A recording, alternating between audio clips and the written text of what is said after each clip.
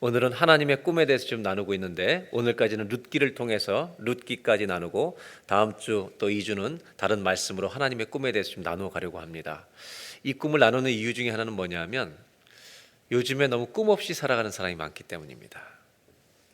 교인들도 그냥 세상의 본능적 꿈에 붙들려 살아가는 사람이 너무 많기 때문에 하나님의 꿈이 무엇일까 이것을 고민하면서 우리가 좀 다시 살아갔으면 좋겠다. 그리고 하나님의 꿈을 하나씩 잉태하고 남은 인생을 살아가기를 주의 이름으로 축복합니다.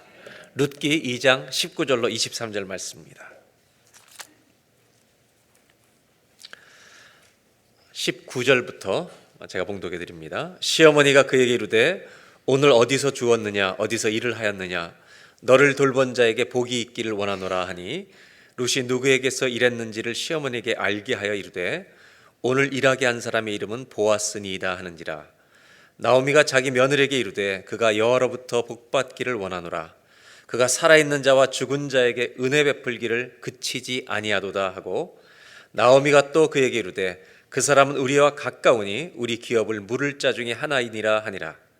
모압 여인 룻이 이르되 그가 내게 또 이르기를 내 추수를 다 마치기까지 너는 내 소년들에게 가까이 있으라 하더이다 하니 나오미가 며느리 룻에게 이르되 내 딸아 너는 그의 소녀들과 함께 나가고 다른 밭에서 사람을 만나지 아니하는 것이 좋으니라 하는지라. 23절을 다 같이 봉독합니다. 이에 룻이 보아스의 소녀들에게 가까이 있어서 보리추수와 밀추수를 마치기까지 이삭을 주우며 그의 시어머니와 함께 거주하니라. 아멘. 여러분, 하나님은 우리에게 복 주기를 정말로 원하십니까? 이것은 몰라도 아멘 하고 싶은 말씀이죠. 성경에는 정말 그렇게 쓰여 있습니다. 민수기 6장 24절 하나님이 이스라엘 백성들에게 제사장을 세우시면서 제사장들에게 꼭 이렇게 기도하라고 제사장들의 기도를 가르쳐 주시는데 이렇게 말씀하십니다. 여호와는 너에게 복을 주시고 너를 지키시기를 원하며. 25절 여호와는 그의 얼굴을 내게 비추사 은혜 베푸시기를 원하며. 26절 다 같이 여호와는 그 얼굴을 내게로 향하여 드사 평강 주시기를 원하노라 할지니라 하라. 아멘. 우리가 잘 아는 제사장의 기도입니다. 이 중에 다시 24절을 보시면 여호와는 24절 너에게 복을 주시고 너를 지키시기를 원한다는 말씀입니다. 성경은 분명 이렇게 말하고 있지만 우리의 삶의 현실로 돌아오면 사실 수긍하기가 어렵습니다. 이 말씀은 이론과 정말 성경 말씀의 진리라는 것을 우리가 알지만 내 삶의 현실과 결과를 그대로 갖다 놓고 보면 내가 지금 복받고 있는 중인가에 대해서는 질문이 다 생긴다는 것입니다. 나오미의 삶은 이 말씀에 절대로 선뜻 아멘할 수 없는 삶이었습니다. 그래서 나오미는 인생에 수많은 질문이 그 가슴 안에 터져 나오는 것입니다. 저는 목회하면서 신방을 하던 중에 이런 안타까운 이야기를 듣고 가슴이 아팠습니다. 부모님 중에 한 분이 먼저 세상을 떠나셨습니다. 어려서부터 교회를 다니던 한 아이가 이렇게 말합니다. 청소년이 됐는데 하나님이 우리 어머니를 데려가셨기 때문에 자기는 하나님 믿을 수 없다는 것입니다. 저는 그 자녀의 말에 99% 공감하는 바입니다. 그 아이가 생각하고 있는 세계관과 가치관에서 하나님은 너무나도 섭섭한 분이십니다. 이런 하나님이 살아계신다고 말할 수 없다. 정말 그렇게 인정해주고 싶습니다. 우리 기독교인들이 계속해서 조금 더 정직하게 반응해야 될 필요가 있다고 생각합니다. 어쩌면 진짜 믿음을 못 갖는 이유는 정직하지 않기 때문입니다. 가짜 믿음을 가지고 진짜 믿음처럼 행세하기 때문에 우리는 진짜 믿음을 못 가질 수도 있습니다. 안 믿어지는 것은 안 믿어진다. 원망은 원망이라고 하나님께 우리는 말해야 됩니다. 그래야만 참된 믿음에 들어갈 수 있습니다. 믿음과 고통이 만나면 모든 신앙인들에게는 질문이 가슴에 터집니다. 하나님은 어디 계십니까? 왜냐하면 하나님이 안 계시는 것처럼 느껴지기 때문입니다. 하나님은 복을 주시고 싶다는데 왜 우리는 그것을 체험하지 못하는 것일까? 왜 내 삶의 현실, 결과는 복이 아닌가? 이 복에 대한 얘기를 조금 해야 될 것 같습니다. 우리가 생각하는 복은 이렇습니다. 내 아들이 고등학교 다니고 있는데 하이스쿨에 60명 중에, 한 반에 60명 중에 여러분 1등은 한 명입니다. 우리들은 1등 하는 것을 복이라고 생각합니다. 우리가 추구하는 복들은 다 이런 건지 모릅니다. 그런데 여러분, 안타깝게도 1등이 복이라면, 그게 복의 전부라면 59명은 복이 없습니다.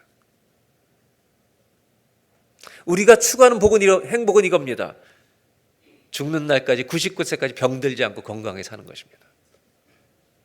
그럼 저는 틀린 사람입니다. 여기 많은 사람들은 이미 물 건너갔습니다. 만약 돈을 남보다 훨씬 많이 가지고 평생 먹고 살 수 있는 재정을 소유하고 있는 것이 복의 전부라면, 죄송하지만 오늘 우리는 서로를 많이 위로해야 될 것입니다. 우리 서로에게 위로하시길 바랍니다. 우리는 멀리 있습니다. 이렇게. 우리는 복으로부터 멀리 있습니다. 얘기합니다.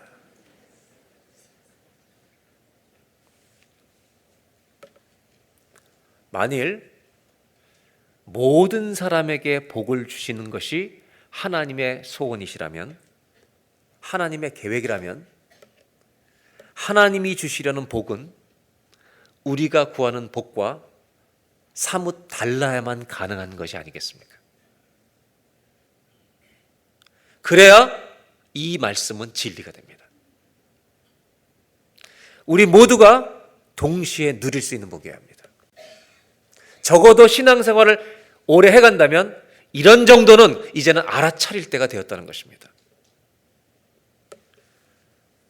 아삽도 이런 고민을 많이 했습니다. 왜 악한 사람들이 잘 됩니까? 돈이라는 관점으로 보면, 성공이라는 관점을 보면 하나님의 복은 성립하지 않습니다. 그러니까 씨름하다가 얻은 답은 시편 73편입니다. 하나님을 가까이함이 내게 복이라. 이건 누구나 할 수 있는 것입니다. 여러분, 하나님께 가까이 있다면 복 있는 사람인 줄로 믿습니다. 이 복을 누리시기를 주의 이름으로 축원합니다. 이것이 주님이 보시는 복의 관점입니다. 나오미는 비교적 착했던 사람이고 신앙심도 있었던 여자였습니다. 모압 땅을 떠날 때 두 며느리로 하여금, 너희들은 다른 남자 만나서 행복한 삶을 살 수 있는 젊은 사람들이니까 그냥 떨어지라고 권면했던 정말 착한 시어머니입니다. 그러나 아무리 착해도, 믿음이 있었어도 남편을 잃었고 두 아들을 이미 다 잃어버렸습니다. 행복은 다 깨어진 사람입니다. 나오미의 마음속에는 아직도 행복이라는 이 개념이, 정의가 며느리를 향해서 좋은 남자 만나서 재혼하고 이것을 회복하는 것이 행복이라는, 아직도 그 정의가 살아 있습니다.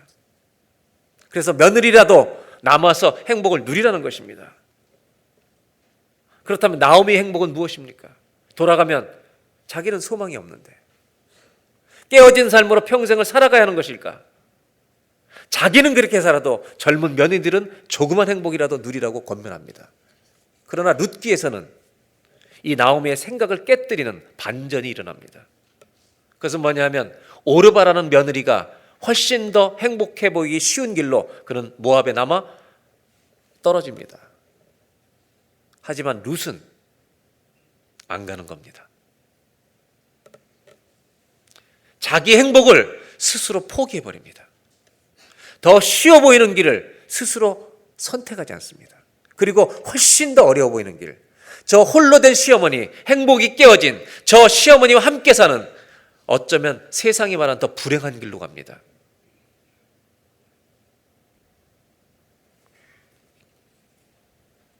룻기는 이런 선택을 했던 룻이라는 여자에게 보아스가 등장해서 행복한 가정을 이룬다는 이런 결론으로 끝나려는 책이 아니라는 것을 아셔야 합니다. 남편이 죽은 한 여자가 다른 남편을 만나서 행복하게 살았다, 이런 동화 이야기가 아닙니다. 이것은 룻기를 잘못 이해하고 있는 것입니다. 여러분, 룻이 재혼을 했다고 회복이 된 것은 아닙니다. 왜냐하면 이미 첫 남편은 잃어버렸고 돌아올 수 없는 것입니다.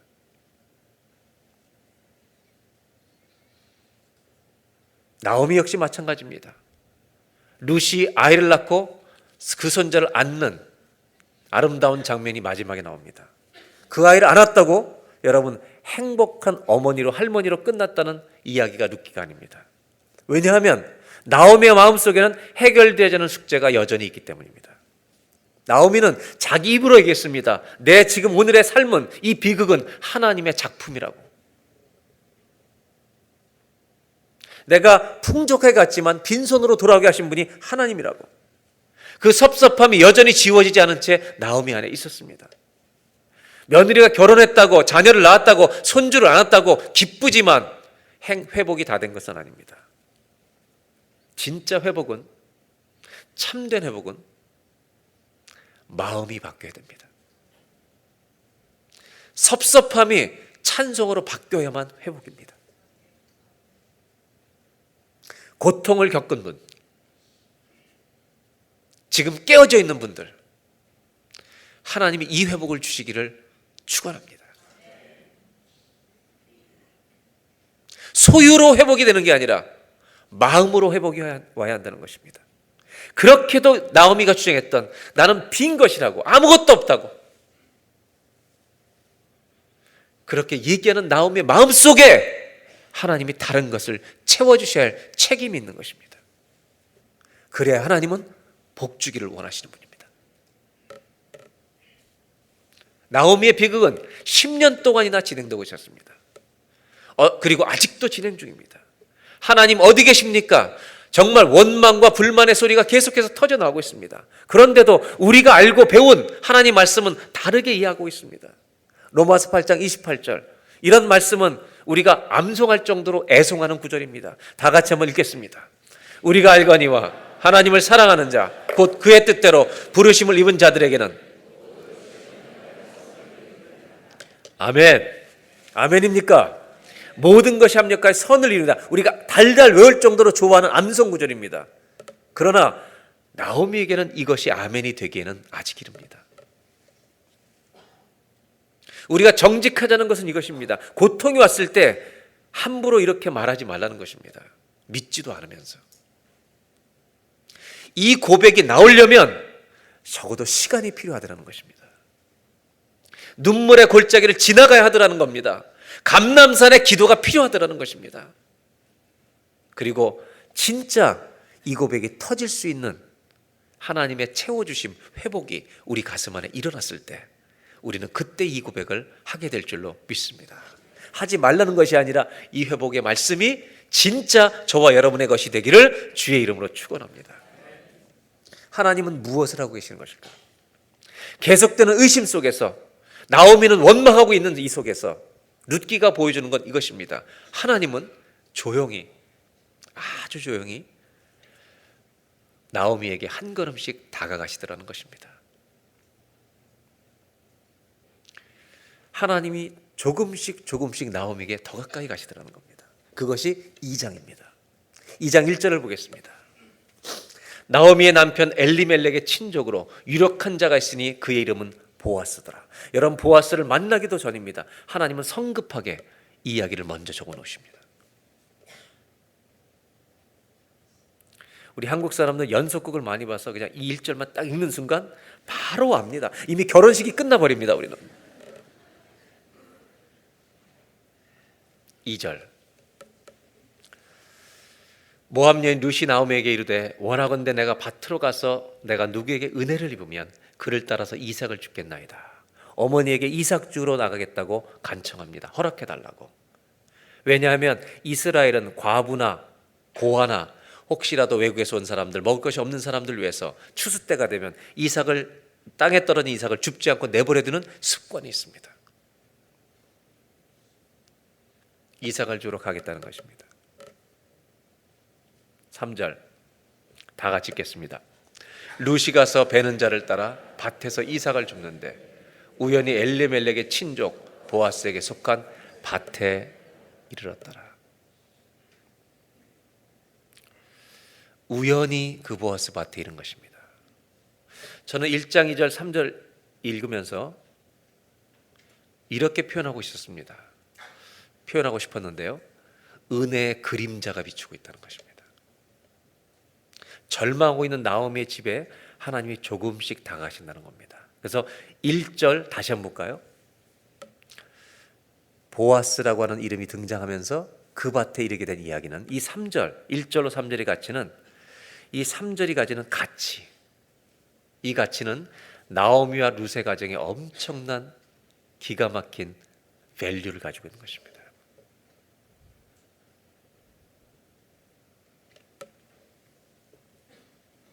돈으로 환산한다면 이 세 절은 계산하기가 어려운, 그냥 돈으로만 생각하면 나오미의 인생 룻에게는 대박입니다. 보아스를 만난다는 것이 회복이 되는 것이기 때문에, 돈으로만 말한다면. 여러분, 그렇습니다. 인생에는 말 한마디가 엄청난 가치를 가지고 있는 게 있습니다. 저는 미국에 갔다가 여러분들에게 이제 사진 하나를 보여드리려고 그러는데, 그리즐리라는 곰을 아십니까? 얼마나 무서운지 아십니까? 토마스 맨걸슨이라고 평생토록 동물 사진만 찍은 사람인데, 저는 이 사진을 보고 정말 5분 10분을 그 자리에 앉아 있었습니다. 그 사진의 가치 때문입니다. 그 무서운 그리즐리를 이렇게 찍을 수가 있겠습니까? 한번 보실까요?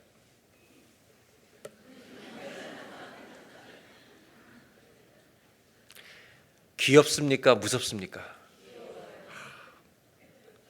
저는 그 갤러리에서 지금 그 사진을 사진 찍어 온 겁니다. 아이폰으로. 왜냐하면 사기에는 너무 비쌌기 때문입니다. 이 장면 하나에 1,000불, 2,000불로 살 수 없는 겁니다. 됐습니다. 그림에 빠지지 마시고요. 역사의 한 장면이 1밀리언이 넘을 때가 있습니다.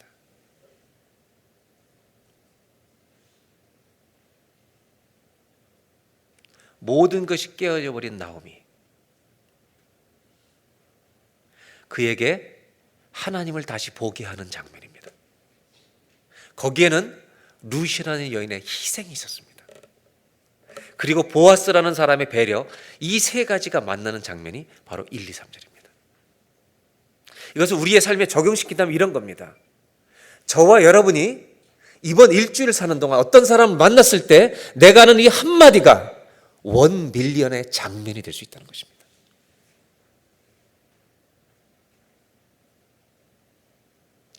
놀라운 일입니다.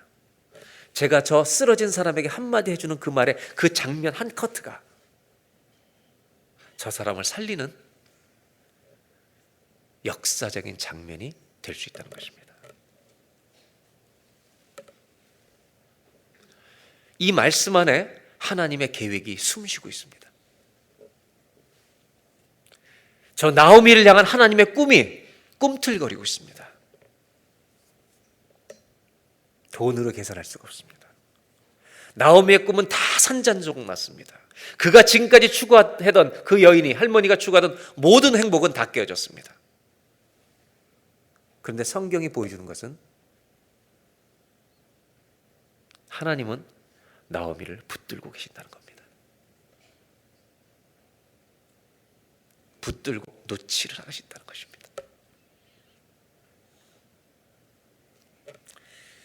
꿈을 깨뜨렸다고 우리를 버리신 것이 아닙니다. 오늘 첫 번째 성경이 보여주는 것이 이것입니다. 한번 따라 하실까요? 나의 꿈은 깨뜨리셔도 나는 붙들고 계십니다. 여러분, 나오미는 붙들고 계십니다. 끝까지 붙들고 계십니다. 이것을 나오미는 하나씩 하나씩 한 걸음씩 점점 더 알아가는 것, 이것이 룻기의 이야기입니다. 하나님은 한 가지를 정확히 알고 있습니다. 내가 붙들면 살아나리라. 내가 붙들면 일어나리라. 주님은 이것을 반드시 알고 계십니다. 모든 것을 잃은 사람이라도 내가 붙들면 그 사람은 살리라.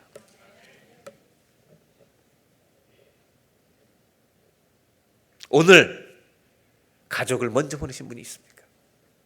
10년 동안 재정적 비극 속에 있는 분이 있습니까? 여러분의 꿈이 깨어졌어도 주님이 여러분을 버리신 거 아닙니다. 더 가까이 우리가 넘어질까 봐 더 붙들고 계신 줄로 믿습니다. 하나님이 이 나오미를 붙드신 것처럼 우리도 붙들고 계시다는 것 잊지 마시고 이 고통을 통과해가는 저와 여러분 되시기를 주의 이름으로 축원합니다. 드디어 이 룻이 곡식을 다 거두어서 시어머니에게 옵니다. 너무 기뻐서 첫날 나갔다가 너무 큰 배려를 받았습니다. 보아스가 이삭을 뚝뚝 떨어뜨리라고. 그래서 엄청나게 가졌습니다. 빈손으로 가지 말고 시어머니에게 더 갖다 주라고. 그리고 19절에 돌아옵니다. 시어머니가 그에게 이르되 너 어디서 주웠느냐? 너를 돌본 자에게 복이 있기를 원한다. 그 다음에 룻이 이렇게 말합니다.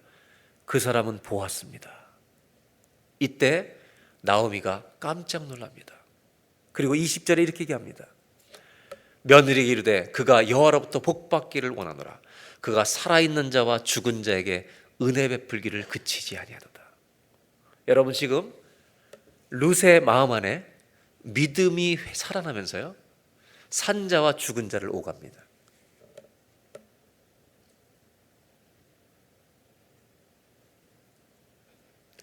산자와 죽은 자에게 은혜 베풀기를 그치지 않는 사람이다. 그 다음에 나오미가 이렇게 얘기합니다. 그 사람은 우리와 가까운 친족 중에 하나인데 기업을 물을 자, 이스라엘 사람들 중에는 한 가정이 어려워지거나 땅을 잃어버리거나 이렇게 됐을 경우에 가장 가까운 친척 순서대로 그 집을 회복시켜줄 책임, 리디머라고는 기업을 물을 자의 책임이 있습니다. 여러분 우리가 모든 것을 잃어버렸을 때 우리의 리디머가 있습니다. 예수 그리스도십니다. 보아스는 장차 오실 그리스도를 상징하고 있습니다. 그러면서 이 나오미의 머릿속에 이 마음이 들어가지 않겠습니까? 저 사람이 기업을 물어준다면 우리도 회복될 것일 뿐만 아니라 보아스와 룻이 결혼해서 자녀를 낳을 수도 있겠구나. 21절 다 같이 읽겠습니다. 모압 여인 룻이 이르되 그가 내게 또 이르기를 내 추수를 다 마치기까지 너는 내 소년들에게 가까이 있으라 하더이다 하니. 여러분 이 이야기를 들으면서 영적 침체에 빠져있던 모태신앙의 할머니의 믿음에 불씨가 다시 붙기 시작합니다.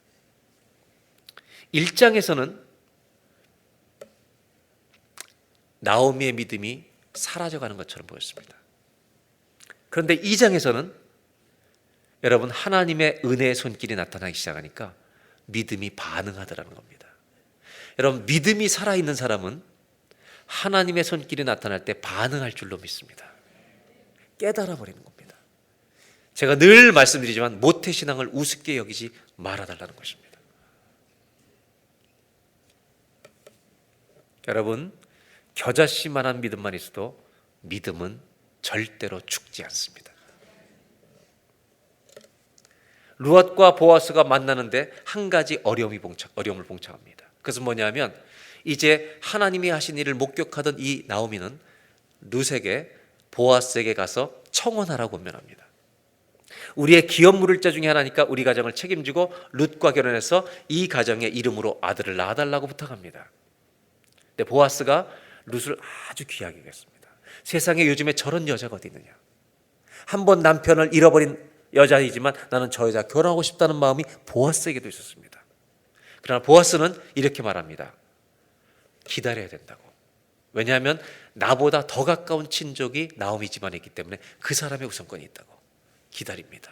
이 이야기를 돌아와서 여러분 룻이 나오미에게 얘기해 줄 때 나오미가 3장에 18절에 이렇게 말하고 있습니다. 한번 보겠습니다. 3장 18절 다 같이 한번 읽겠습니다. 이에 시어머니가 이르되 내 딸아 이 사건이 어떻게 될지 알기까지 앉아 있으라. 그 사람이 오늘 이 일을 성취하기 전에는 쉬지 아니하리라 하니라. 여러분 나오미가요 3장에서는요 여유까지 생겼습니다. 성급해하지 않고 오히려 룻에게 기다리라고 말합니다. 그리고 그 사람이 오늘 이 일을 성취하기 전에는 쉬지 아니하리라. 마치 주님이 하고 있다는 것을 아는 것처럼 말하고 있습니다. 저는 두 번째로 나누고 싶은 게 이것입니다. 나오미의 믿음은 살아있는 것입니까? 죽은 것입니까? 나오미는 믿음이 있는 여자입니까? 없는 여자입니까?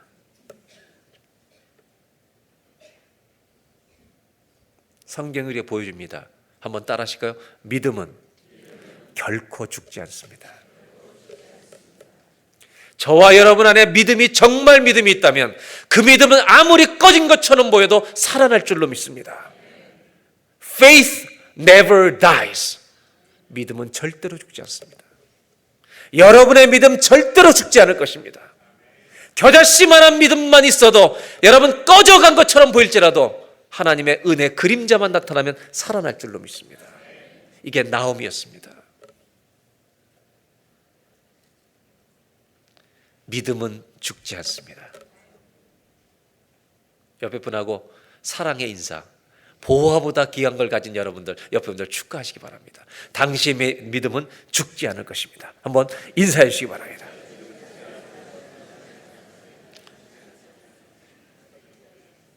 대답은 이렇게 하시면 됩니다. 요즘은 비실비실합니다. 맞습니다. 나오미의 믿음이 흔들렸습니다. 비실비실했습니다, 여러분. 그런데 한 가지를 본 것입니다. 하나님이 나를 붙들고 계시다는 것.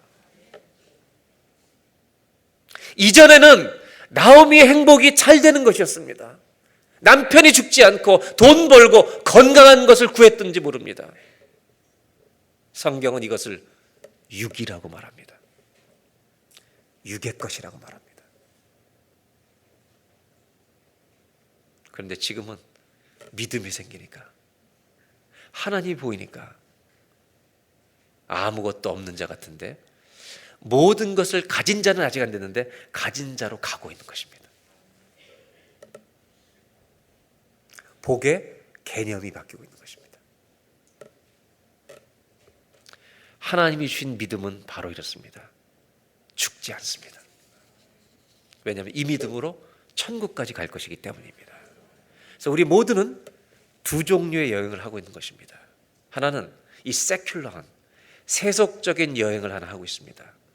여기에는 내가 전부입니다. 내 즐거움을 채워주는 게 전부입니다. 그래서 심지어 이것이 안 채워지는 사람은 중독에 빠지는 겁니다. 성중독, 돈중독, 명예중독.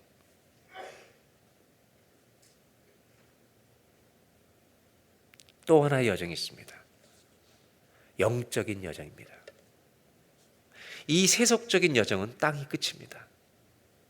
이 영적인 여정, 이것은 순례길입니다. 주님 나라에 도착해야 끝이 날 줄로 믿습니다. 하나님은 나오미의 인생에 너는 세속적인 여정으로 끝날 여자가 아니라 내 앞으로 올 여행을 하고 있다는 것을 가르쳐주고 계시고 있다는 것입니다. 사랑하는 여러분, 믿음이 있다는 게 뭘까요? 우리 믿음이 죽지 않는다고 하는데, 여러분 이거 동의하십니까? 믿음은 죽지 않습니다. 아멘입니까? 그 믿음이 뭡니까? 저는 목회하면서 제가 목회 경험으로 대답하겠습니다. 믿음이 죽지 않는다. 믿음이 뭘까? 저는 수없이 많은 어려운 분들을 만나봤습니다.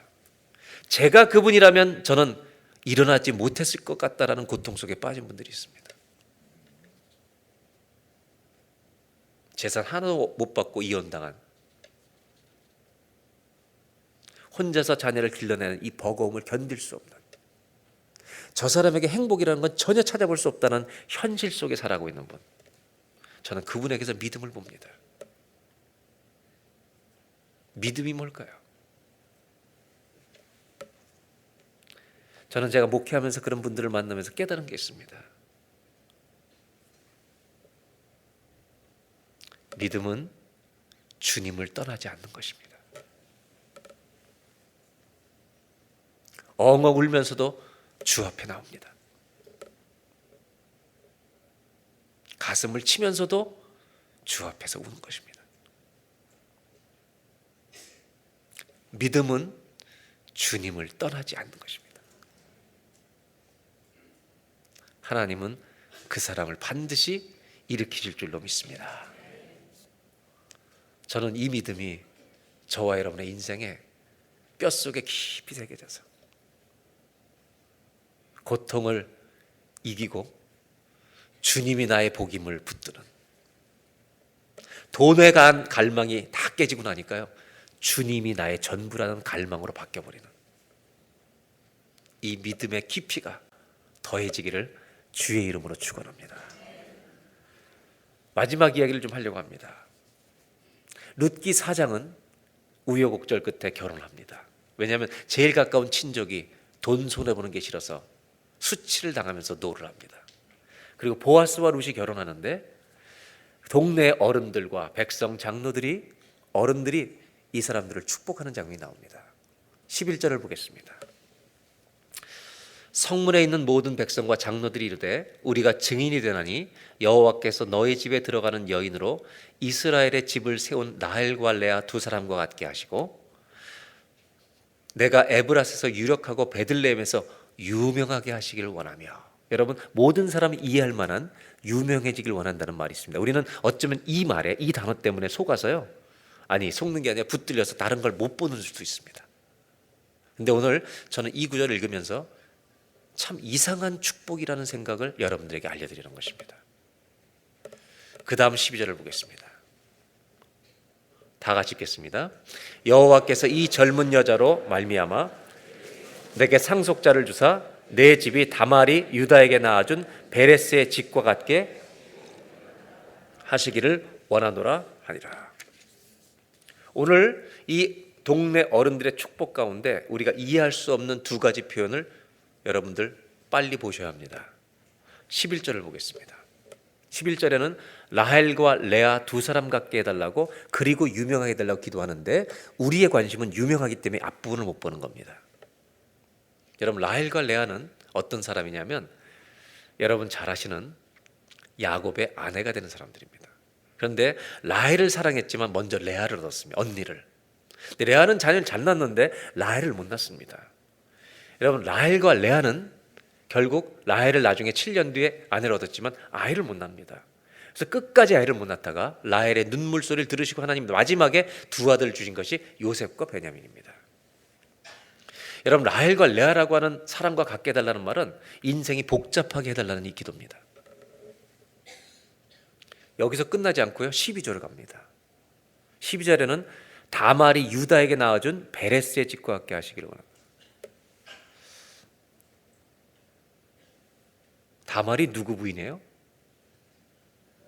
유다 부인이에요. 근데 베레스는 누구랑 난 거죠?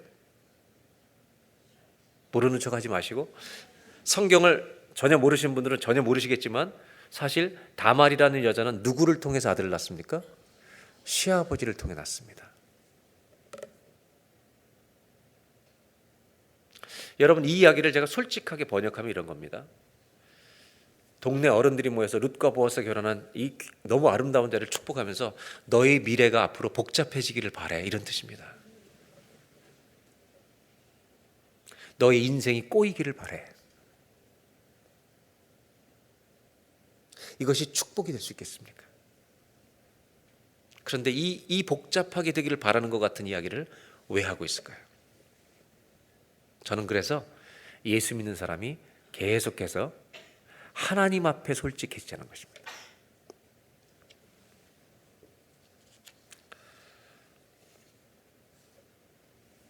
이들의 어른들의 축복은 어렵게 해달라는 데 초점이 있지 않습니다.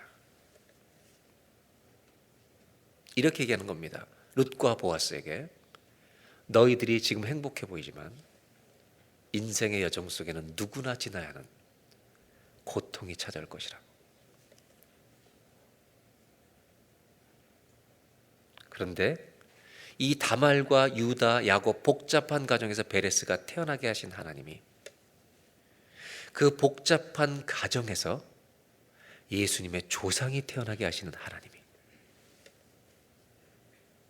우리가 실수를 저지르고 잘못하는 일이 있어도 우리를 붙들고 하나님의 역사가 이루어지게 하신 하나님이 너희 가정이 하나님이 되기를 원하고 너희를 축복해주는 축복의 주인이 되기를 바란다 라고 하는 얘기를 하고 있는 것입니다. 감추지 않는다는 것입니다. 룻과 보아스는 이미 복잡한 결혼입니다. 깨어진 사람들의 소망이 되어주기를 바란다는 것입니다.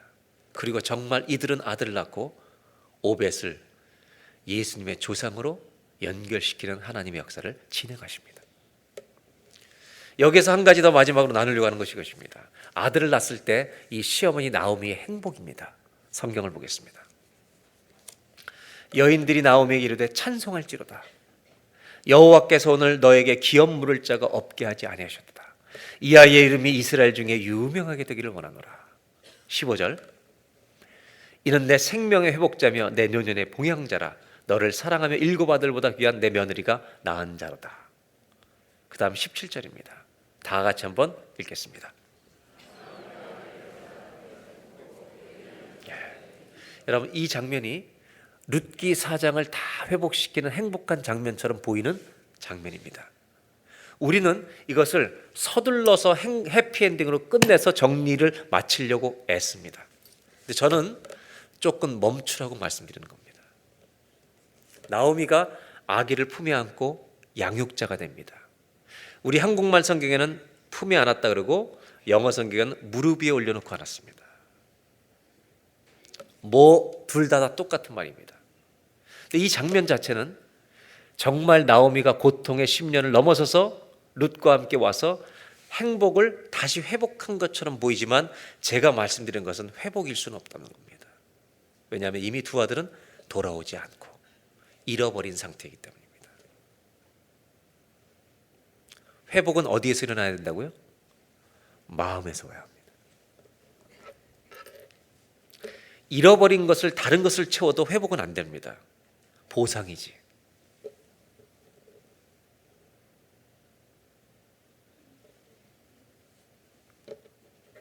고통은 안고 가는 것입니다. 두 아들은 가슴에 묻고 가야 하는 것입니다. 그렇다면 하나님 뭐라고 말씀하셨냐면 항상 행복하라고 말씀하지 않으셨습니다. 항상 기뻐하라고 말씀하십니다.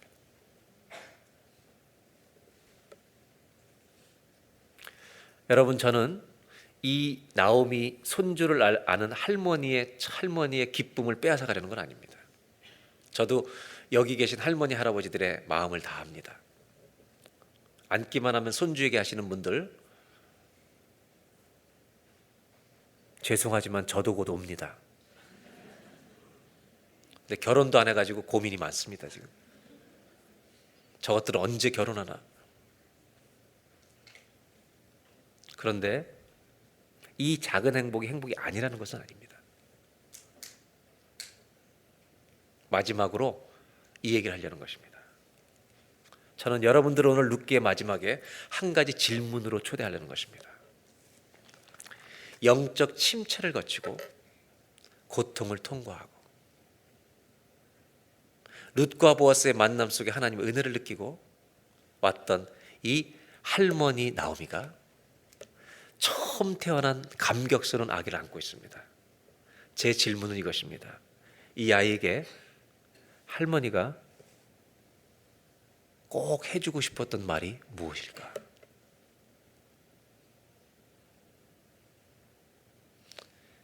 상처받고 깨어지고 고통을 통과한 이 할머니가 이제 막 태어난 아기에게, 우리는 이 장면을 보고 행복이라고 넘어가고 싶어 하는데 아니요, 행복이지만 짚고 가야 하겠습니다. 이 아이에게 인생은 뭐라고 얘기해 줄까?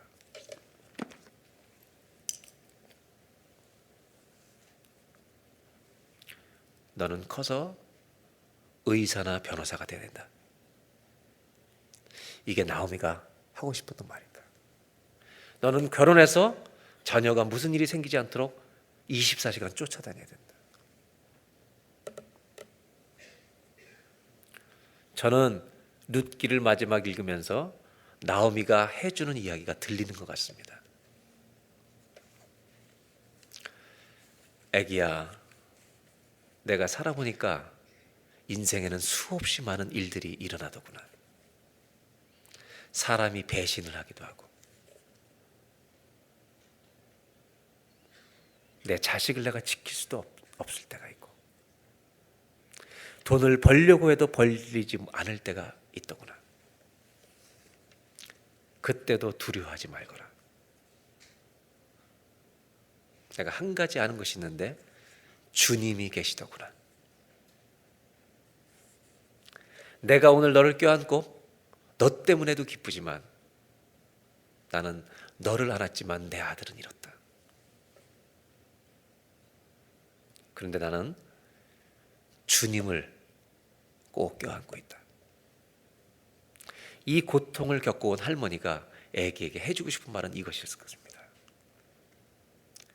나는 네가 평생을 살면서 소원 한 가지가 있는데 네가 주님을 만나는 것이다. 이것이 할머니가 주고 싶은 최고의 복이 아니었겠습니까? 룻기는 이렇게 끝이 납니다. 오늘 마지막으로 나누고 싶은 결론은 이것입니다. 한번 따라 하실까요? 하나님을 만나는 것이 가장 소중한 축복입니다. 아멘입니까? 여러분은 자녀들과 헤어질 때 무슨 말을 남기시겠습니까? 제가 우리 딸들과 이별해야 되는 순간이 올 때 무슨 말을 남길 것 같습니까? 믿음의 사람은 이것을 구할 것입니다. 왜냐하면 나오미는 그 하나님을 다시 찾았기 때문입니다. 나의 기쁨 주님이십니다. 이 꿈을 회복하는, 이 감격을 회복하는 우리 모두가 되시기를 주의 이름으로 축원합니다. 기도하겠습니다. 하나님, 우리는 룻기의 말씀 앞에 서 있습니다. 수많은 눈물과 고통과 절망을 통과한 세상 사람들이 말하는 행복을 더 이상 가지지 못한 나오미였기에 이것을 행복이라고 말할 수 없는 여자였습니다. 그래서 그는 주님이 축복이었습니다. 주님이 전부가 된 것입니다. 성경은 이 이야기를 하고 있습니다. 믿음이 있다면 고통은 저주가 아니라 때로 선물이 될 수 있다는 것, 이것을 보게 하여 주시옵소서. 깨어졌기 때문에, 더 거둘 수가 없기 때문에 우리는 거기에 소망을 두지 않습니다. 그래서 주님이 소망이심을 보는 것입니다. 나오미가 손주를 안고 있습니다. 해피엔딩이라고 책을 덮지 않게 해주시고, 그 나오미가 아들에게 무슨 얘기를, 이 손자에게 무슨 얘기를 했는지 들리게 하여 주시옵소서. 내 손자야, 나는 한 가지 소원이 있다. 네가 하나님 만나기를, 어떤 고통이 있다 할지라도 하나님 만나는 그 복을 꼭 누리기를 원한다. 하나님, 이것이 우리의 기도가 되게 하여 주옵소서.